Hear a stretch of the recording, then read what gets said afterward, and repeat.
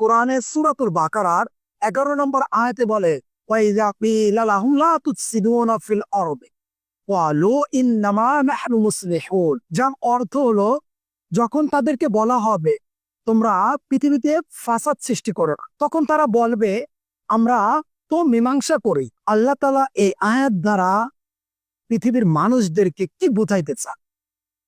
আল্লাহ তাআলা এই আয়াত দ্বারা বোঝা, পৃথিবীর বুকে কিছু মানুষ থাকবে, তারা ফাসাদ সৃষ্টি করবে, তারা গোলমাল সৃষ্টি করবে, এবং তারাই বলবে আমরা এটা মীমাংসার জন্য করছি, এটা সুন্দর করে পরিচালনা করার জন্য এটা করছি।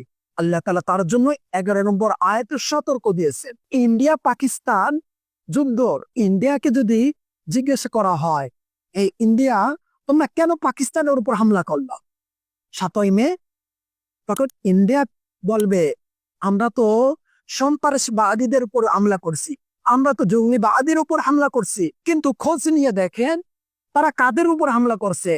তারা কাশ্মীরের উপর হামলা করছে, তারা হামলা করছে পাঞ্জাবদের উপর হামলা করছে।